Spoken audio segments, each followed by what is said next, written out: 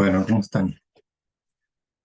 Hoy día vamos a ver la primera charla del ciclo Despertar la inteligencia corporal como práctica terapéutica.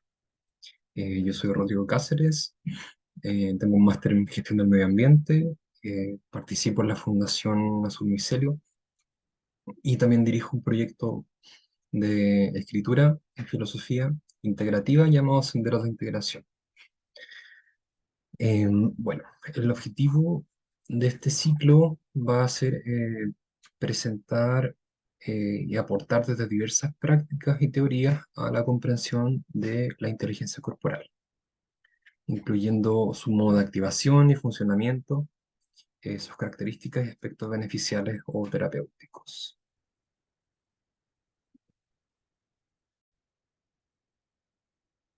En este ciclo vamos a tener distintos profesionales que van a discutir de qué manera ciertas prácticas se habilitan o se van a nutrir de la inteligencia del cuerpo para generar procesos que aporten al bienestar de las personas.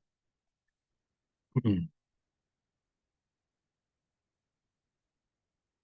Bueno, hoy día comenzamos con la primera, la sesión número uno, eh, pero como ustedes saben, vamos a seguir el próximo sábado con José Carballo, luego Alejandra Vázquez Rosati y finalmente con Seban Rita.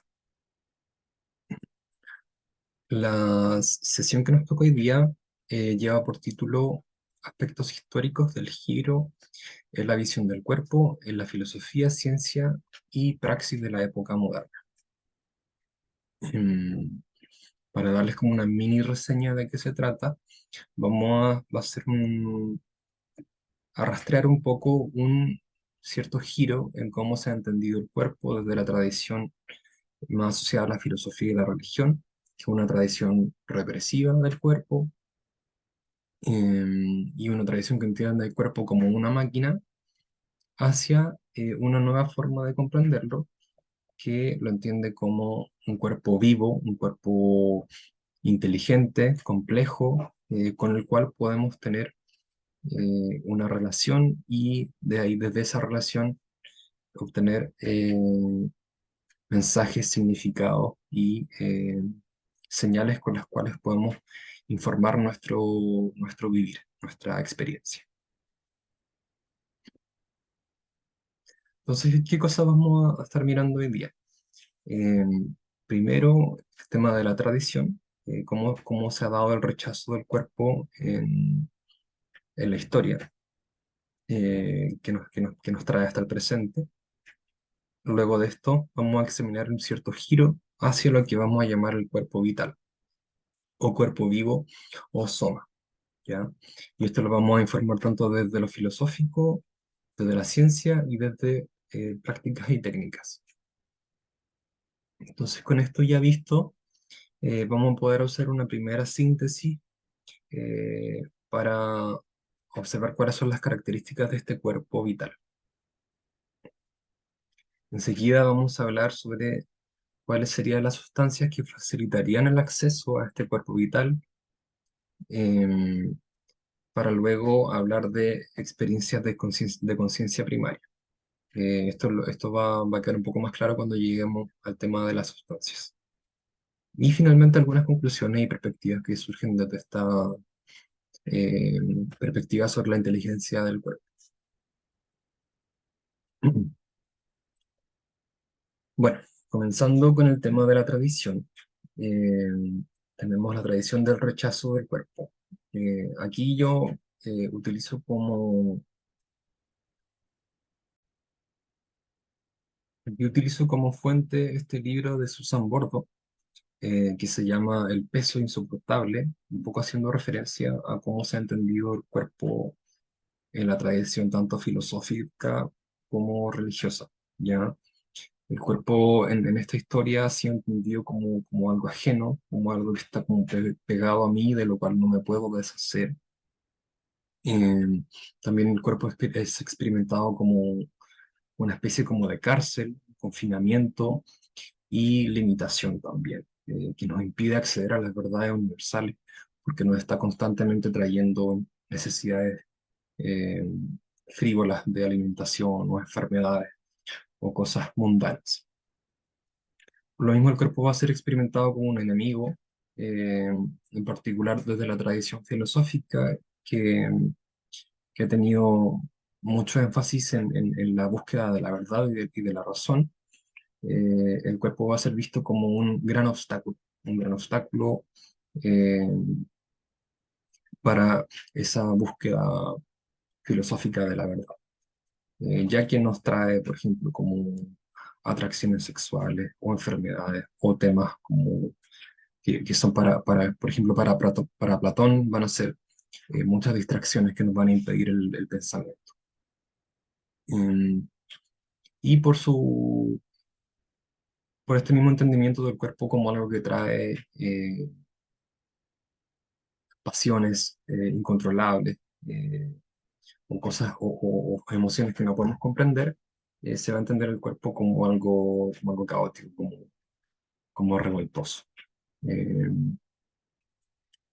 Primero esto se va a articular de manera bien clara en Platón con, con su idea sobre esto de la búsqueda de la verdad y el cuerpo como una serie de distracciones que nos van a impedir esta búsqueda de la verdad. Y luego el platonismo va a informar a la tradición judeocristiana que va a traer toda esta parte más asociada a la represión de la sexualidad, la castidad, eh, la sumisión del cuerpo, etcétera. Y luego va a ser retomado la ilustración por René Descartes, eh, con su idea de que el cuerpo es simplemente como una vasija donde vive la mente humana. Y aquí en la época de la Ilustración, siglo XVII, donde van a aparecer dos nuevos aspectos que van a afectar en la percepción del cuerpo propio. ¿Ya? Una de ellas va a ser el dualismo y el racionalismo. Esto tiene más que ver con la tradición que se da por el lado de la filosofía del siglo XVII y la aparición del método científico. Entonces René Descartes lo que va a ser, filósofo muy influyente de la época, que va a dar, digamos, inicio a la modernidad, va a plantear su pienso luego existo en sus meditaciones metafísicas y va a llegar al punto de decir que él no puede estar seguro de que el cuerpo existe. ¿Ya? De lo único que puede estar 100% seguro es de su facultad pensante. ¿Ya? Por eso se define a sí mismo como una sustancia pensante y va a separar esta sustancia pensante de las sustancias materiales, tales como el cuerpo, que van a ser entendidos como funciones más mecánicas, puramente materiales. Aquí en la esquina abajo aparece esta ilustración de un pato, este pato mecánico que era un poco, iba en la línea de la teoría de Descartes de lo que llamaba el animal máquina. Es decir, que él entendía que los animales, él suponía que los animales en realidad eran autómatas que funcionaban con procesos deterministas y mecánicos y que dentro de ese pato en realidad no había una mente o una subjetividad, era puramente actividad mecánica. Eh, lo cual esto también se va a complementar con lo clásico de la postura científica, de esta postura distanciada, donde se entiende como el observador distante y el objeto objetivo, digamos, que en este caso particular va a ser el cuerpo, entendido como algo objetivo, objetivable, y por lo mismo un cuerpo genérico. Ya no va a ser, ya no vamos a tener la singularidad de tu cuerpo o de tu cuerpo o de tu cuerpo, sino que aparece como un cuerpo genérico que tiene características comunes y medibles. Eh, Como consecuencia de esto, esto va a dar pie para que aparezca la medicina con base científica que tiene este carácter estandarizado y es decir, que va a ofrecer las mismas soluciones para todas las personas, digamos, a través de fármacos, etcétera. Y también localizado, es decir, que no se va a entender al cuerpo y la mente y el entorno y el contexto como una gran unidad, sino que va a estar más enfocado en, por ejemplo, en un síntoma específico y cómo ese síntoma está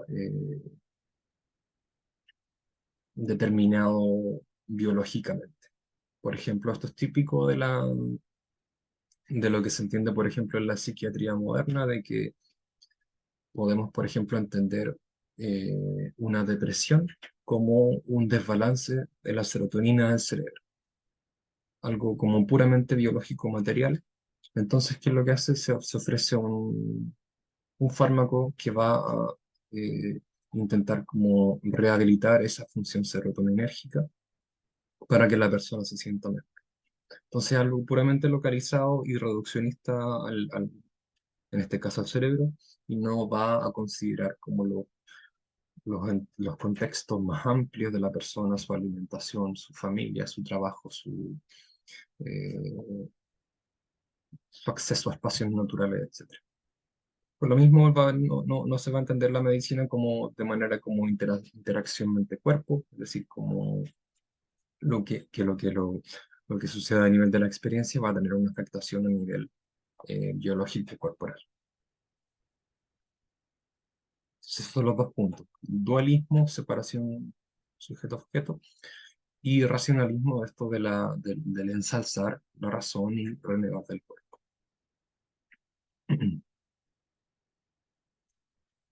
Bueno, Nietzsche va a hacer un resumen bastante bueno de esto va a ser un mini capítulo en su libro de Así habló Zaratustra, que le va a poner como título Los despreciadores del cuerpo. Ya, vamos a volver a Nietzsche en un rato más, eh, pero por mientras, claro, tenemos esta cita donde dice Nietzsche, yo no voy por vuestro camino, despreciadores del cuerpo. Vosotros no sois para mí puentes hacia el superhombre. ¿Ya? Acá hago un doble clic aquí sobre el superhombre, porque claro, suena como Superman un poco, eh, pero hay otras traducciones de este término que viene del alemán, que es Übermensch, que también se lo ha traducido como lo sobrehumano, ¿ya? Es decir, sería como una especie de visión del potencial del ser humano y hacia dónde debería avanzar la evolución del ser humano. Es una interpretación que me parece que va más como en línea con lo que estamos viendo lo que vamos a ver en esta presentación. Eh, bueno, ustedes se preguntarán por qué ocurre este rechazo del cuerpo. Y para esto vamos a utilizar como fuente este libro de Jean Gebser, que se llama El origen siempre presente. Entonces, que lo que plantea Gebser es que el ser humano ha atravesado distintas etapas de evolución de su conciencia, etapas históricas, ¿ya? Partiendo por la etapa arcaica, luego la etapa mágica, mítica, y la etapa racional, que sería la cual nos encontramos integrados hoy en día. Y Gebser vislumbraba la aparición de una futura conciencia, un futuro estadio de la conciencia que le llamaba la conciencia integrativa, que de alguna manera iba a ser la conciencia que iba a integrar lo- todas las formas de conocer del pasado, ¿ya? Y de una manera en que cada una de estas formas de conocimiento tuviera un lugar y dentro de un orden mayor.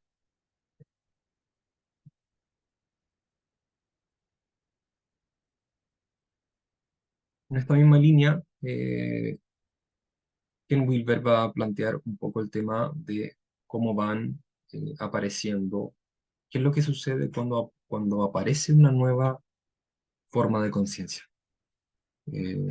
Y va a plantear que con esta trascendencia de una nueva forma de conciencia, existen dos posibilidades. Una posibilidad es que ésta sea inclusiva de lo anterior, es decir, que recoja aquello que la precedió, eh, y la otra opción es que sea represiva. Wilber va a escribir, donde quiera que existe una posibilidad de trascendencia, también existe una posibilidad de represión. Lo superior no solo puede trascender e incluir, sino que también puede trascender y reprimir, excluir, alienar o disociar, que va a ser un poco lo que ocurrió en cuanto al cuerpo. El cuerpo como asociado más a no sé, a la animalidad del pasado, a la brutalidad de la naturaleza, etcétera.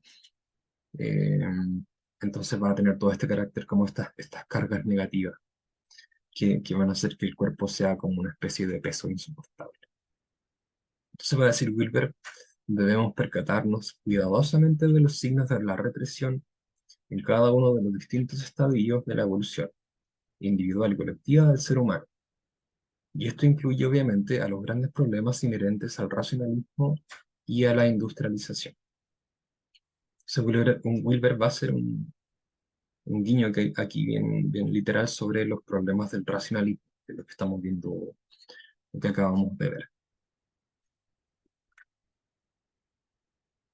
Entonces, lo que podemos mirar en cuanto a la aparición de esta nueva conciencia, digamos, mental o racional, es que al parecer pasaría por dos etapas históricas.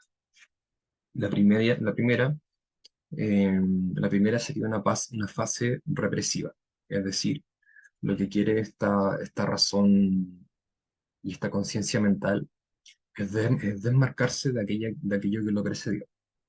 Eh, Desmarcarse, por ejemplo, de lo corporal, desmarcarse y renegar de las culturas, digamos, primitivas o indígenas, eh, desmarcarse de la naturaleza y de los animales, entendidos como seres brutales y mecánicos, etcétera. Pura, pura represión de aquello que precedió, con el ánimo justamente de plantearse como algo nuevo o algo purificado o algo limpio de aquellas cargas del pasado. En ese sentido, igual es interesante el título del libro de Jim Gebser, que dice justamente el origen siempre está presente. El origen siempre lo traemos con nosotros. No es como que podamos extirparnos desde ese origen ancestral. Eh, y bueno, luego de esa primera fase, de esta fase represiva, tenemos la fase más como integrativa, donde lo que se va a querer hacer es recuperar lo anterior, recuperar aquello que nos precedió a este nuevo modo de conciencia, y resignificarlo dentro de un orden más comprensible, que es lo que muestra un poco la imagen a la izquierda, donde la conciencia integral es aquella que está justamente al centro de las cuatro tipos de conciencia anteriores y que implican ciertos modos de conocimiento que son particulares. Y bueno, la flor también muestra esa imagen como de la armonía el alcance de la armonía entre estas cinco etapas de la conciencia.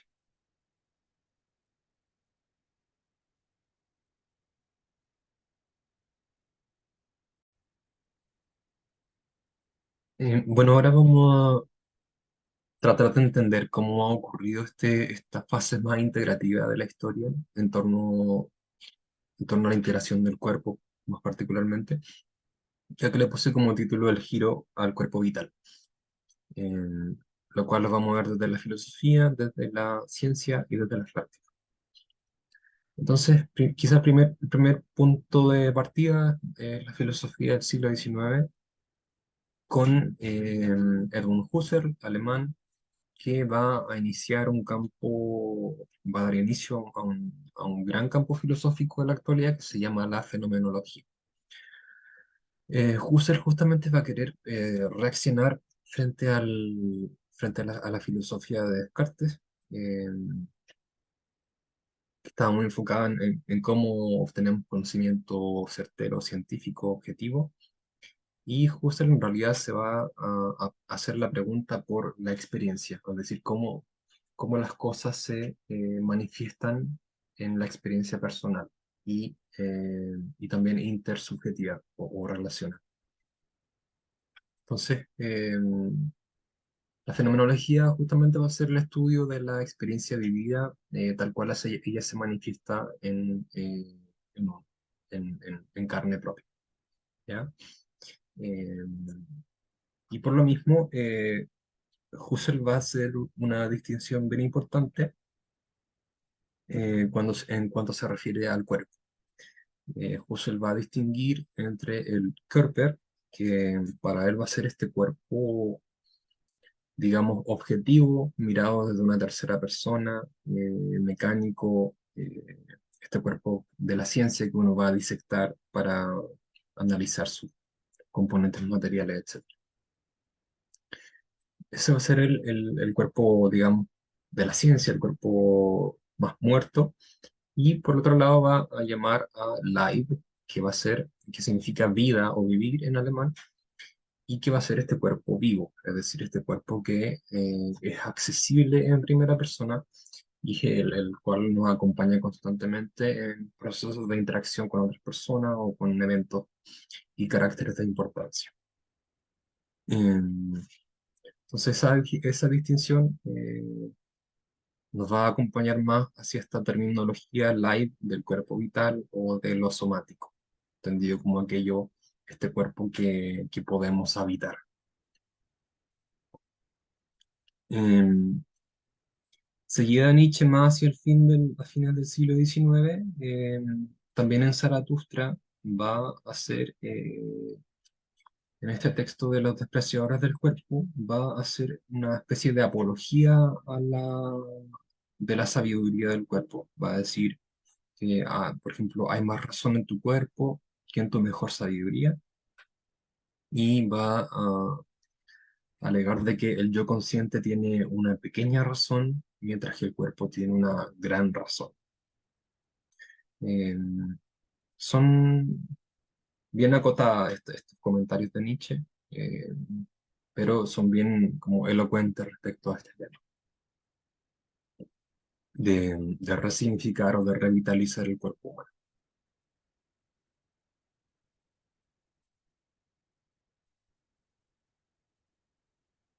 En el siglo XX va a aparecer Merleau-Ponty, un francés que, seguidor de la tradición fenomenológica de Husserl, que va a hacer varios escritos sobre el rol protagónico que juega el cuerpo, nuestra corporalidad, tanto en la percepción como en el lenguaje. Eh, También está en este siglo XX Gilles Deleuze, también francés, que tiene una obra bastante grande y compleja, cuyo objetivo va a ser superar las lógicas identitarias de sujeto-objeto. Entonces, dentro de su obra, Deleuze va a intentar entender el cuerpo como un proceso en devenir y va a intentar entender de mejor manera cuáles son las conexiones, fuerzas e intensidades y los afectos también que están jugando eh, en la interacción de los cuerpos. Eh, claro, de una manera más inmanente quizás, eh, la comprensión del cuerpo, en contraste a estas comprensiones más racionalistas sobre el cuerpo, que tienden a renegar de él, por cierto. Mm,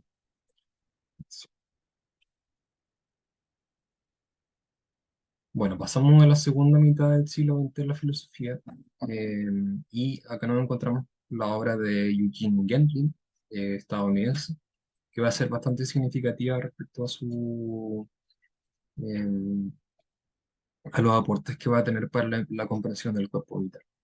¿Ya? En cuanto a lo filosófico, Gwendoline va a plantear la filosofía de lo implícito y de la experiencial. Entre ellos, su concepto clave aquí va a ser el felt sense, que va a ser la sensación sentida y en este caso, en Gendling, la filosofía su filosofía no va a ser separable de la técnica que él desarrolla, que va a ser la técnica del focusing que vamos a ver un poco más tarde, para entenderlo un poco más en detalle. También es una obra bastante grande, bastante compleja también y que eh, a mi parecer no ha sido suficientemente eh, masificada o reproducida o democratizada.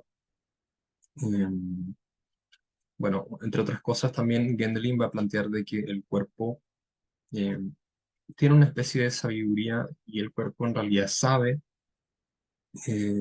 cómo buscar su salud propia. Es decir, es un principio como de carácter de la homeostasis, y que en realidad lo que plantea es que eh, mientras nosotros podamos ponernos en contacto con esta sensación sentida, eh, esta sensación sentida sabe hacia dónde tiene que dar el siguiente paso para una mejoría en el bienestar y en el sentirse mejor. Susan Bordo también ha escrito al respecto, ya acá aparecen las fotos a color, estamos como en segunda mitad del siglo XX.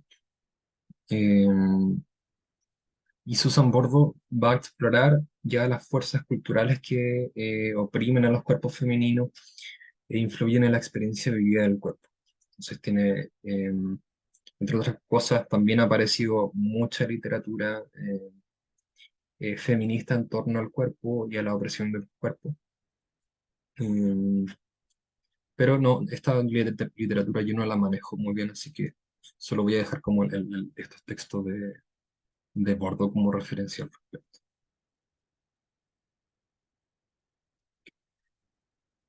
Bueno, también Richard Schusterman, filósofo también, ha hecho su aporte a este tema y lo que él ha realizado es abrir un campo de estudio, un nuevo campo de estudio que le va a llamar la soma estética.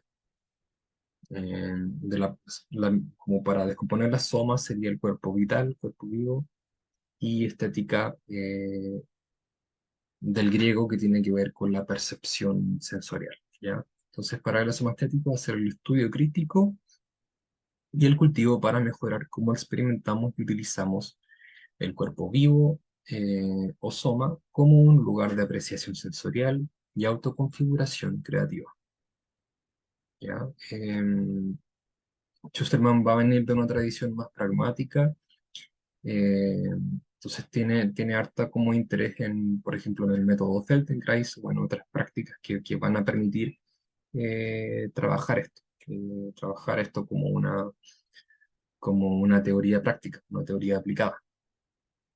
Bueno, y acá dejo algunos libros que eh, dan un poco más el sustento filosófico a este campo de estudio. Primero se llama Body Consciousness, conciencia corporal, y el otro Pensando a través del cuerpo. Quizá igual comentarles que hay varios de estos autores, libros que aún no están traducidos al español, que solo están disponibles en inglés. Entonces igual es una tarea que hay que realizar ahí como de ir traduciendo para traer estos temas a nuestro idioma, nuestro lenguaje. Bueno, de los más recientes tenemos a David Adram, filósofo también,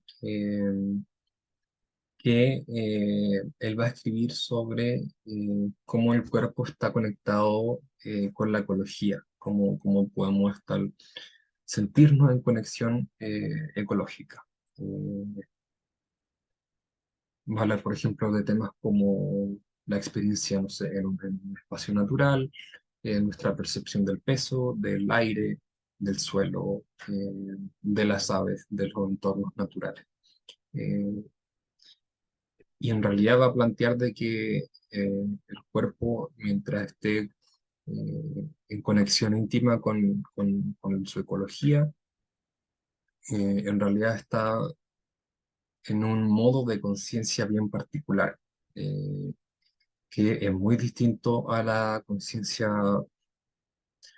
digamos, más racional o dualista, que es más tradicional en nuestra cultura. Entonces él va a distinguir en realidad, lo va a decir más o menos implícitamente de que habrían dos modalidades de la conciencia, una conciencia que como lo decía, una más racional, una no más como conectada con lo explícito, con las abstracciones, las reglas de la cultura, los procedimientos burocráticos, los automatismos habituales, em, y otro modo de conciencia que está mucho más incorporado en el mundo y que para Abraham, esa conciencia se manifiesta mucho más en espacios de interacción con la ecología, con entornos naturales. Entre otras cosas, también por las mismas razones, va a enfatizar esta dimensión animal del ser humano y decir que en realidad como que tenemos mucho que recuperar de este modo de conciencia más animal, más conectado con la tierra. Este libro, o sea, tiene un libro traducido al español, se llama Devenir Animal, una cosmología terrestre, que me parece que lo tradujeron hace poquito.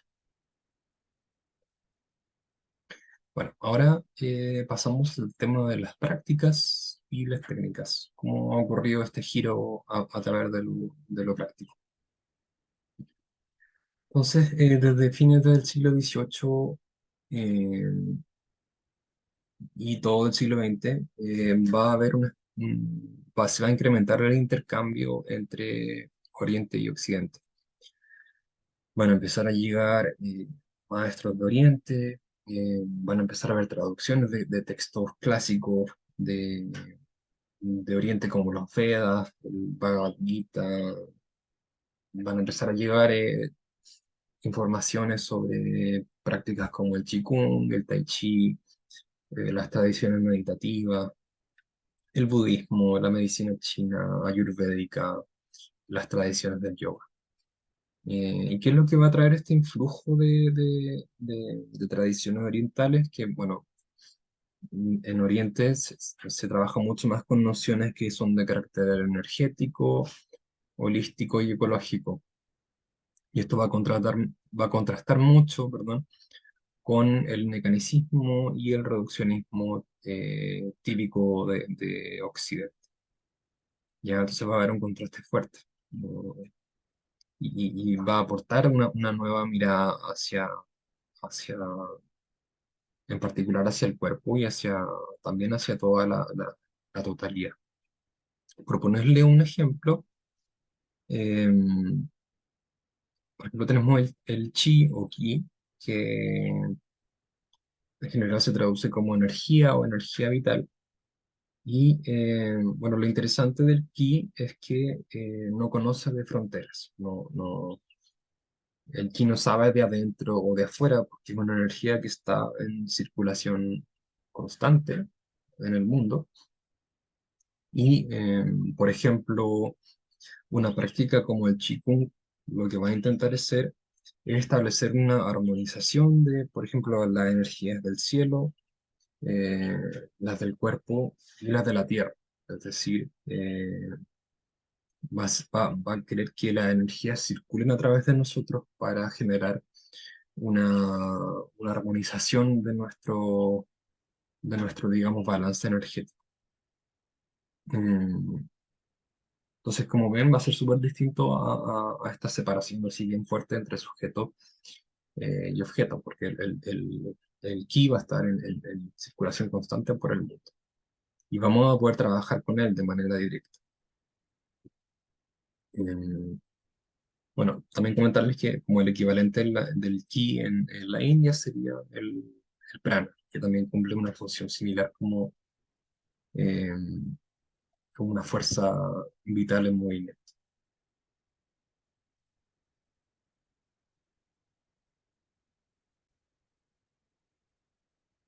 Y bueno, ya en el siglo XX en Occidente, y también como en parte en fruto de esto, de esta llegada de informaciones de Oriente, van a aparecer varias prácticas que van a aportar a lo que va a ser el desarrollo de la somática, ¿ya?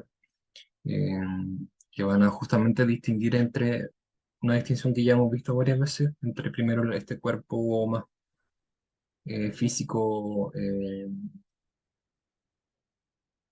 distanciado como en tercera persona, a lo que van a llamar el soma, que va a ser este cuerpo vital accesible con el cual podemos trabajar desde nuestra experiencia. Entonces, personas como Thomas Hanna, Moshe Feldenkrais, Marion Chase, van a ofrecer distintas técnicas, como el método de Feldenkrais, eh, la somática, el aprendizaje somático, la educación somática, la danza terapia, y también, bueno, Raiza Cáparo, más reciente, va a hablar, por ejemplo, de la inteligencia somática, que va a aparecer como este concepto de que uno puede desarrollar una inteligencia a través de eh, la escucha y el acceso al cuerpo vital.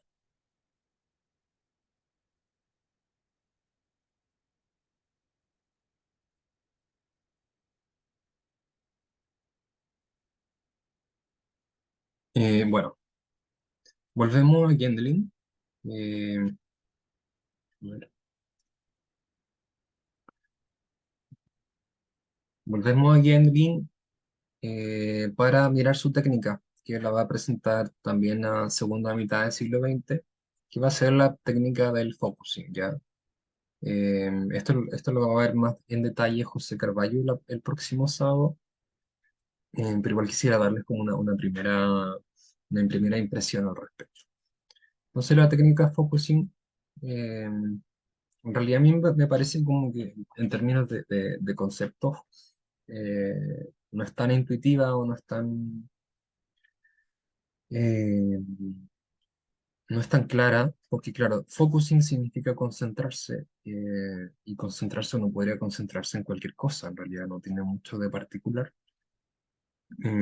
Y es en realidad una dificultad que se ve en varios de estos autores que al querer tematizar el cuerpo y aquello que está ocurriendo a nivel más afectivo o más sensorial, se encuentran con dificultades porque no tienen palabras para poder eh, elaborar sobre este tema, entonces lo que hacen es inventar nuevos conceptos. Entonces en realidad uno puede encontrar de que, por ejemplo, eh, Gendlin tiene un concepto y Rolando Toro tiene un concepto bien parecido, que es otro, pero en realidad hablan de cosas similares. Entonces, también hay un trabajo que es importante hacer ahí como de evaluar y de sistematizar similitudes en cuanto a terminologías que elaboran estos distintos autores. Eso como un paréntesis en realidad. Entonces, ¿qué es lo que va a hacer la técnica del focusing? Vamos a preguntarle directamente al cuerpo eh, por algún conflicto o por lo que le pasa, o porque no está bien en cierto sentido. Y lo interesante de esto es que la pregunta hacia el cuerpo, el cuerpo no responde de la manera tradicional como lo hace la mente con una narrativa, etcétera, sino que dice bien de mí que el cuerpo se demora como 20 o 30 segundos en responder, y su manera de responder es que va a, digamos, manifestar una sensación sentida, que va a ser una especie como de sopa afectiva total, que es un poco lo que he intentado representar en la izquierda, donde justamente se ven varios afectos que están ahí rondando de distintos colores, unos con colores más difíciles, más oscuros, otros más livianos y con mayor movimiento.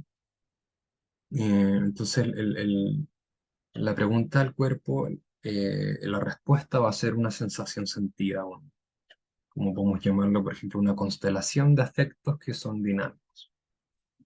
Eh, Entonces Gendlin va a decir abajo, dice, la sensación sentida no es una emoción como la rabia, el miedo, el odio, sino es un sentido de tu situación emocional total, una sensación de muchas cosas juntas, donde una emoción puede estar incorporada o desde donde una emoción puede surgir o emerger. Ya, entonces, lo interesante de la técnica es que una vez que le preguntamos al cuerpo y de que el cuerpo trae una sensación sentida, esta sopa de afectos, el siguiente paso es que queremos que esta sopa de afectos se metabolice, es decir, que se digiera y se reconfigure para transformarse en otra cosa, ¿ya?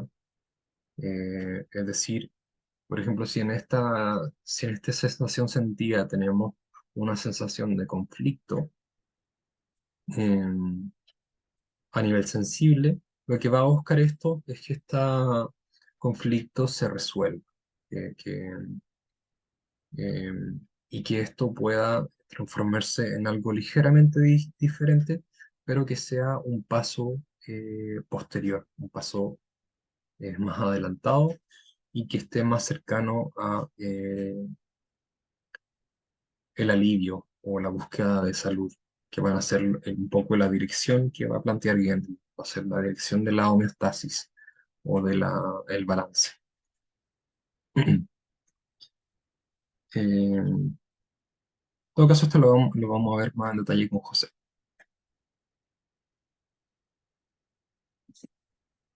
Bueno, en Chile, eh, en la segunda mitad del siglo XX, también hemos tenido aportes significativos eh, hacia, en cuanto a técnicas. Eh, y, por ejemplo, tenemos a Rolando Toro, que desarrolló el sistema de la biodanza, que va a ser un sistema basado en el baile, en el encuentro humano y también en las sensaciones de contención grupal, afectividad y desarrollo vincular en este espacio grupal de danza. Em, y Carmen Cordero, bueno, esto de la biodanza lo vamos a conversar con Seba en la última sesión. Y Carmen Cordero desarrolla el método de integración cognitivo corporal, basado en la biología del conocimiento de Maturana y Varela. Va a desarrollar este método que nos lo va a presentar Alejandra en la tercera sesión, tercer sábado. Así que los dejo como paréntesis, perdón, como en puntos suspensivos. Bueno, en la ciencia, digamos que han sido los últimos que se han subido a este carro del cuerpo vital, eh, como los más atrasados. Pero a pesar de eso, han traído contribuciones bien importantes. Un poco también porque la ciencia tiene más validación a nivel cultural y porque, bueno, esto va a estar más validado por harto experimento científico y ensayos clínicos y cosas así. Entonces, nos van a traer como ciertas conclusiones que son digamos, más universales sobre nuestro cuerpo entendido más científicamente. Eh, Ian McGilchrist va a escribir un libro gigante en 2009 donde va a, eh, bueno, un libro que tiene como 1000 citas de estudio, entonces está súper bien informado y va a plantear ciertas diferencias fundamentales a nivel de hemisferios cerebrales, ¿ya? Eh, el hemisferio izquierdo, partiendo, dice que está diseñado para ayudarnos a aprender y así manipular el mundo. Es un hemisferio que está más enfocado en objetivos, en categorías, en categorizaciones, en también, por ejemplo, tiene una atención que es estrecha y que es detallada y que es bien limitada en el tiempo. Está más asociado como a estar en alerta. eh, y con todo lo que tenga que ver con el pensamiento abstracto y las representaciones. Eh, en contraste, el hemisferio derecho está para comprehender el mundo, es decir, para verlo completo por lo que es. Entonces, el hemisferio derecho tiene un modo de percepción que es más holístico y que está más conectado con cosas más implícitas, como por ejemplo, va a procesar mucho mejor el lenguaje corporal, las tonalidades de voz, va a estar mucho más atento a señales que son de carácter más como subterráneo. Eh, y en términos atencionales, el hemisferio derecho va a posibilitar un modo de atención que es amplio y sostenido en el tiempo. Por ejemplo, piensen en una persona que está meditando en un bosque y está como ahí con una atención amplia perceptualmente a los pájaros, las aves, el viento, el sol en la piel, etcétera, y puede sostener eso durante harto tiempo. Entonces, el, el tipo de atención que ofrece el hemisferio derecho eh, va a ser, digamos, una, un portal hacia la percepción del cuerpo, ¿ya? Porque para poder percibir nuestro propio cuerpo, vamos a necesitar tener un modo de atención que sea amplio, porque el cuerpo va a traer mucho detalle a nivel de sensaciones, las del cráneo, las del pecho, las de las piernas, etcétera, y que sea sostenida en el tiempo, es decir, que no nos perdamos en una distracción de qué voy a hacer mañana, qué voy a cocinar, sino que podamos sostener y navegar un poco este paisaje somático vital. Entonces acá como doble clic y guardar en esto de la atención amplia y sostenida como una entrada al cuerpo. Ahora ya la escucha, perdón, la escucha del cuerpo para ser más preciso. Eh, Otra de las cosas que va a ofrecer la ciencia va a ser una mayor distinción a nivel de nuestras capacidades perceptuales del cuerpo, ¿ya? Eh, Una de ellas le vamos a llamar la interocepción, que va a ser nuestra capacidad para sentir lo que está ocurriendo al interior de nuestro cuerpo, es decir, sentir nuestros latidos del corazón, el tórax inflándose, la respiración, el hambre, la sed, etcétera. Y también la información que va a llegar de los órganos hacia el cerebro. Esta vía que va de abajo hacia arriba, por ejemplo, la vía que va desde la microbiota intestinal hacia el cerebro. Em, Otra capacidad va a ser la propiocepción, que va a ser la capacidad de percibir cómo está nuestra postura corporal, cómo estamos situados, cómo estamos balanceados. Es la que va a permitirnos como sentir el movimiento de nuestro cuerpo.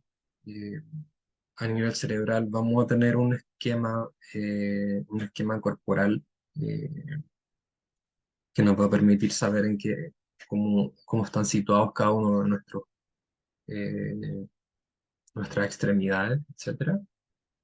Y también nos va a permitir ir a mirar lo que Gendlin denomina la sensación sentida, es decir, ir a explorar digamos, esta sopa afectiva que está viviendo en nuestro interior. Bueno, la exterocepción va a ser lo más clásico de los sentidos como la vista, el tacto, la audición, el olfato, el gusto. La nocicepción va a ser nuestra capacidad de percibir el dolor. Y también está la neurocepción, que lo vamos a ver en la siguiente lámina.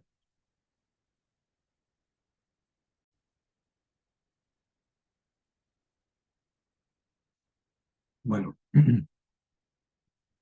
la neurocepción va a estar en el contexto de la teoría polivagal, eh, Y lo que va a intentar hacer es entender cómo funciona nuestro sistema nervioso autónomo y en particular dos ramas del nervio vago que tienen funciones bien particulares. Entonces, la neurocepción va a ser nuestra capacidad para percibir señales de que nuestro entorno o es seguro o es peligroso. Ok, entonces em, el sistema nervioso autónomo va a tener una cierta jerarquía de estados en los cuales se puede situar. Primero va a estar el estado de seguridad o de em, donde estoy a salvo. En este estado yo estoy a salvo, me siento protegido y me siento conectado con el mundo, que va a ser por el lado de la ruta del ventral vagal, que es un nervio que va a ir desde el nervio que baja hasta el cerebro y ya llega hasta el corazón. Entonces, por esta vía, uno va a poder conectarse con las demás personas, conectarse con la naturaleza, conectarse consigo mismo. Eh, el segundo escalón de esta jerarquía autonómica va a ser el estado movilizado, ¿ya? Que moviliza el sistema nervioso simpático y en el cual estoy en peligro. Entonces, es esta respuesta de o me defiendo, ataco o huyo. Que va a ser donde va a haber un mayor grado de adrenalina y mayor movilización a nivel de sensación y de intensidad. Por último, cuando el tercer escalón eh, va a ser el que está como mediado por el nervio dorsal vagal, y que ocurre cuando ya se trata de una amenaza de vida o muerte o ya cuando es demasiado el peligro y no hay nada que pueda hacer. Entonces aparece este sistema de desconexión, ¿ya? Eh, que es como decir, estoy colapsando, no puedo hacer frente y me apago. Eh, entonces esto va a estar mucho más asociado como a la respuesta disociativa, es decir, me desconecto de mi experiencia, eh, y también, también a la experiencia depresiva, donde en realidad no me importa nada y vivo como una especie como de fantasma en este mundo, en un mundo donde no tiene mucho brillo. Eh, estas tres escalones también se conocen en la literatura como la cascada de defensa y fueron articuladas un poco a través de la comprensión de la zoología, es decir, el estudio de los animales, cómo se comportan en entornos naturales. Y en particular, justamente los mamíferos tienen estos tres sistemas. Eh, Pueden estar en grupalidad y sentirse a salvo y seguro. Después se movilizan cuando tienen, por ejemplo, un predador y colapsan cuando ya están atrapados y los van a matar, por ejemplo. O sea, van a ser depredados por otros. Em, lo importante aquí, como para contextualizarlo con el tema, es que, digamos que lo importante es que un portal hacia el cuerpo, va a ser el estado de seguridad, donde me siento a salvo, ¿ya? Si es que yo me siento con mucha turbulencia a nivel de estrés o a nivel de peligro o alerta, va a ser más difícil que pueda como conectar con mis sensaciones a nivel interno o con la información que mi cuerpo quiere ofrecer, ¿ya? Entonces, va a ser importante ofrecernos a nuestra experiencia espacios donde nos sintamos seguros y a salvo y no en peligro, porque desde ahí vamos a poder tener una entrada más fácil hacia hacia nuestra propia excepción. Entonces, este primer portal del ventral vagal, del sentirse conectado, se va a sumar a este segundo portal de la atención amplia y sostenida que vimos recién, como dos maneras de facilitar esta entrada al cuerpo. Y Esta misma teoría polivagal también va a informar bastante a las teorías del trauma que han surgido en los últimos 30 años, con autores como Van der Kolk, Peter Levine y Gabor Mate. Entonces, Van der Kolk, por ejemplo, va a entender el trauma, va a haber un giro en la comprensión del trauma o de la experiencia traumática, ya no como el evento en sí mismo, sino como qué es lo que pasa a nivel del sistema nervioso a partir de esa experiencia y cómo el sistema nervioso se desregula y cómo podemos volverlo a un estado de regulación. Peter Levine también va a escribir sobre el tema, va a desarrollar una técnica que se llama Somatic Experience, cuya idea es procesar el trauma a través del cuerpo y el movimiento. Y Gabor Mate va a ser un divulgador que va a enfatizar principalmente eh, cómo la primera infancia, cómo las experiencias tempranas de primera infancia y sus componentes familiares o relacionales van a ser súper fundamentales para la configuración del trauma. Mm, sí.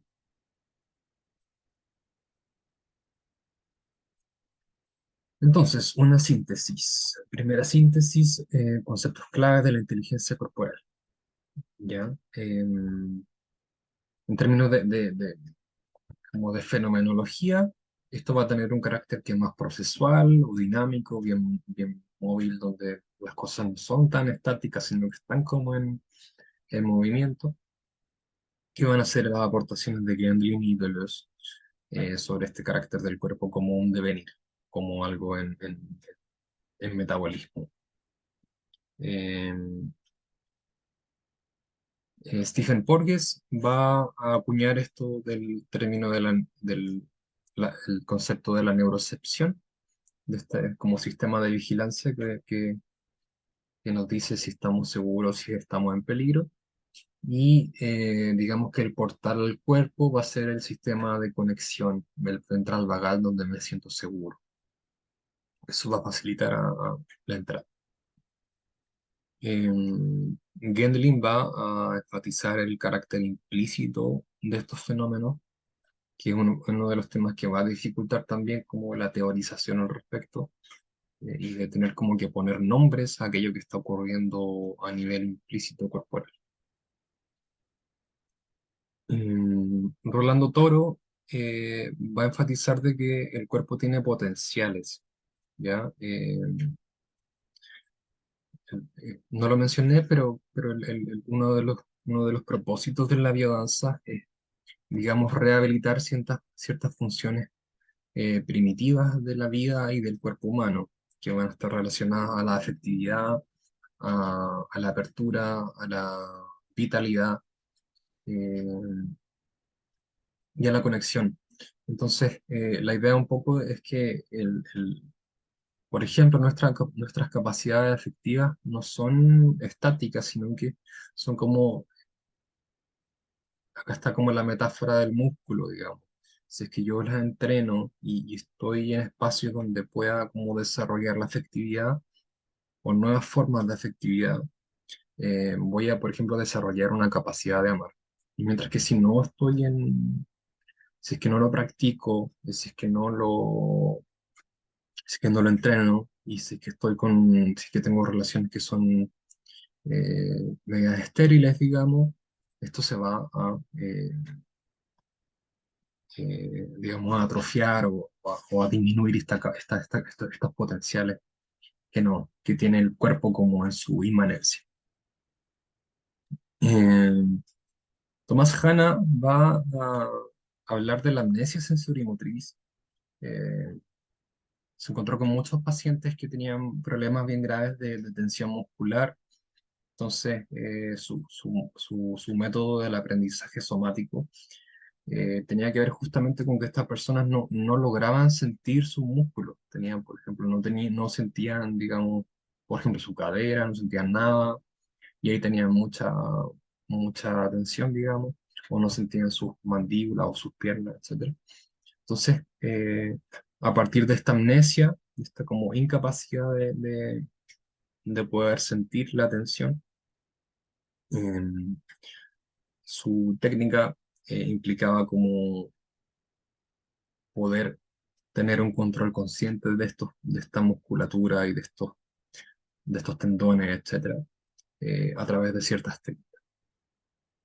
Em, bueno, Francisco Varela también tiene una influencia aquí y él lo que va a enfatizar es el momento presente. Su estudio sobre la experiencia humana va a enfatizar mucho esto de la presencia en el aquí y en el ahora, que justamente también va a ser un espacio para ingresar al cuerpo. Es decir, el ingreso al cuerpo no va a estar en lo que hice ayer, en el recuerdo de lo que hice ayer o de lo que voy a hacer en un rato más, sino que está justamente presente en el aquí y en el ahora. Mm, También el cuerpo se va a plantear como el lugar donde se va a almacenar la carga traumática. Esto ya lo vimos bien en detalle. También se va a enfatizar la función homeostática del cuerpo, quiere decir que va a buscar, el cuerpo va a saber dónde está su propia salud y nuestro rol va a ser el de, eh, digamos, como acoplarnos o subirnos a este carro del cuerpo que quiere como moverse por su propio impulso y curso. Y por último, la dimensión animal o mamífera va a ser eh, enfatizada por varios autores, eh, tanto del estudio de la zoología como por David Abram, que va a hablar como más de esta experiencia de nosotros mismos como animales.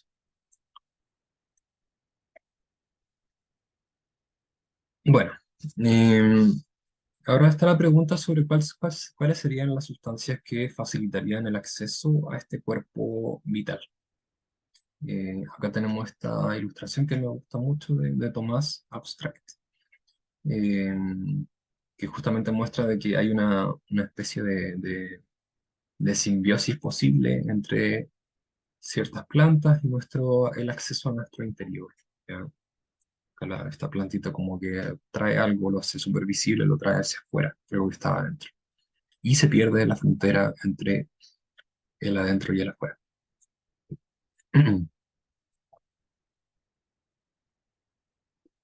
En específico, me voy a referir a los psicodélicos eh, y en particular como a los trabajos que ha realizado el Instituto de Psicodelia Somática.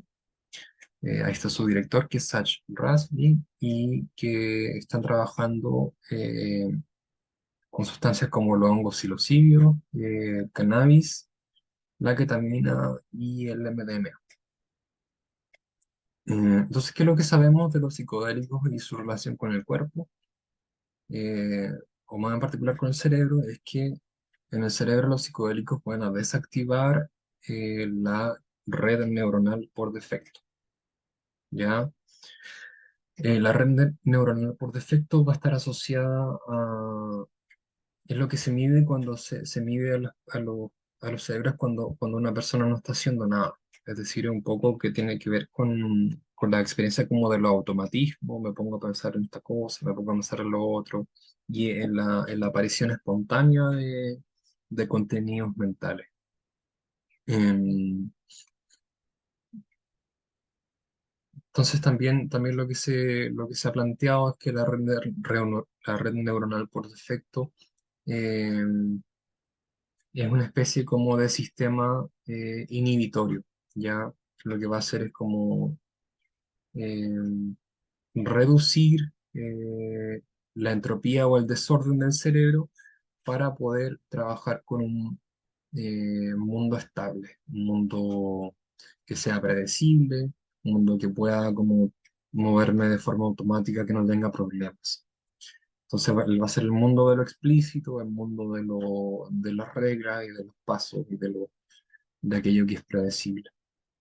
Entonces el psicodélico lo que va a hacer es desactivar esta cosa, va a reducir bien fuerte su actividad, se va a aumentar mucho la entropía y el desorden a nivel de actividad cerebral, se van a conectar muchas regiones con otras que no se conectaban, van a haber como mucho más digamos, alucinaciones visuales en ciertos casos o la aparición de harta actividad a nivel neuronal. Entonces, con esta mayor entropía, mayor actividad, en, en este instituto plantean que esto tiene dos vías posibles que puede tomar. Una vía posible es la experiencia transpersonal o mística, que va a ser la más clásica que se ha estudiado en los estudios clínicos, donde las personas les ponen un antifaz, les dan una dosis muy alta y tienen una conexión con la inmensidad del cosmos y con Dios, etc. Y sienten como la interconexión de todas las cosas.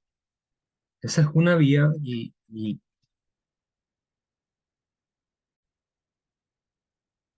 esa va a ser una vía.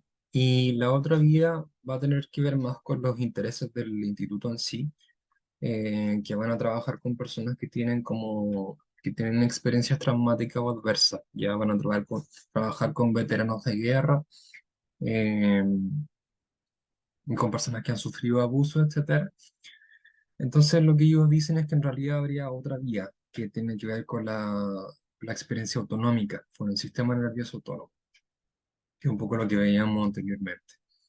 Entonces, esta experiencia autonómica lo que habilita con psicodélicos, uno va a ser como este paisaje del cuerpo vital, eh, que puede ser como o bien puramente sensible o también puede estar como habilitado visualmente. Eh, y también va a permitir el procesamiento de las cargas traumáticas que están justamente como incrustadas en el sistema nervioso autónomo como energía así enquistada que requiere ser procesada y como que requiere ser liberada. Entonces ellos van a ofrecer una terapia que tiene un carácter más directivo, porque quieren ir como por la vía autonómica y con un carácter somático por lo mismo.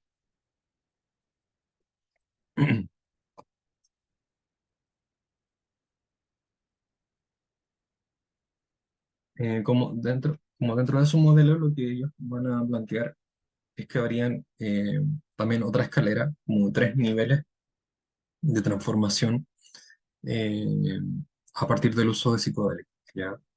Y con el modelo que ofrecen ellos. Entonces, esto se lee de abajo hacia arriba, como lo de abajo es primero y tiene prioridad, y abajo y primero se encuentra el cuerpo. Entonces, aquí el objetivo en este nivel es desarrollar salud psicológica basal del sistema nervioso a través del procesamiento autonómico de eventos de cascada de defensa, cargas traumáticas, disociación y transferencia relacional.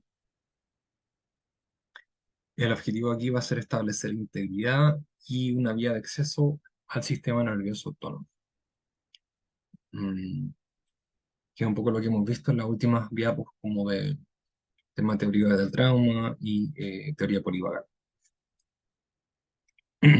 Como segundo nivel aparece este nivel que se llama fabric o tejido, que se enfoca en la identidad implícita, el significado y el tejido de realidad generado por eventos tempranos. Desafía o desmantela el sentido nuclear del yo y la realidad. Entonces, en este nivel tenemos trabajos que tienen más que ver con el tema de la autenticidad y cómo se siente la persona con respecto a su propia identidad. Me siento bien, me siento como soy esta persona soy tal cual me comporto o no, y cómo puedo moverme hacia un momento en el cual me sienta más auténtico y alineado conmigo mismo. Y como tercer nivel aparece este nivel oceánico, que va a tener dos posibles direcciones. Uno va a ser lo que lo ya dicho de la conciencia mística de las sesiones individuales y también la otra dirección que va a ser como la celebración en contextos rituales, ceremoniales en grupo, ¿ya? Ambas cosas van a sostener una reconciliación existencial porque van a tener este carácter como de la interconexión de una totalidad, ¿ya? Tanto la totalidad como del grupo, con la totalidad del cosmos, o la totalidad de la integración de la persona dentro de su entorno.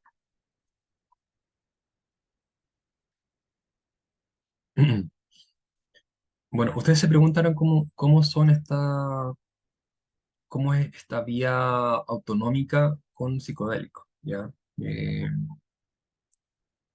Pongo acá este cuadro de la derecha como para retratar un poco cómo es este tema, son este tipo de experiencias de conciencia primaria o del cuerpo vital, eh, que tienen este carácter como bien fluido, bien dinámico, y bueno, como puntos bien así, eh, tenemos primero que esto tiene un carácter más exploratorio, es decir, que va a haber un cierto encuadre donde van a ocurrir ciertas cosas, pero no va a haber una pauta rígida de pasos a seguir. O sea, lo importante va a poder como estar como sintonizados con la capacidad de navegar lo que el cuerpo va a ofrecer, ¿ya? Eh, sí. Nuevamente este carácter proceso dinámico, el carácter inmersivo que tiene en el aquí y en el ahora. Eh, También en términos como de disposición, esto requiere una receptividad de apertura, como para que este campo vital corporal se pueda manifestar. Eh, si que estamos con una postura más defensiva o más desde el miedo, va a ser más difícil que esto pueda aparecer. Bueno, acá va a haber una primacía de la sensibilidad corporal y también del movimiento, tanto interior como exterior. También es muy probable que hayan alteraciones de la percepción del tiempo, eh, que digamos, por ejemplo, que pasó volando la experiencia o lo contrario, que pasaron 1 millón de años en 5 minutos. En general están acompañadas de ojos cerrados, porque los ojos cerrados van a facilitar que uno pueda conectarse con este paisaje interior y va a haber un poco esta sensación de que estamos ingresando en capas mucho más profundas de uno mismo, ¿ya? Eh, Capas más inconscientes, capas que no hayamos explorado. Eh, entonces eso va a ser como descubrir un poco un continente corporal.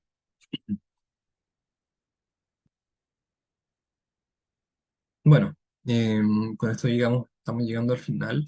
Y como conclusiones, podemos como anotar algunas necesidades básicas del cuerpo que hemos visto como eh, validadas tanto por la filosofía como por la ciencia y las prácticas.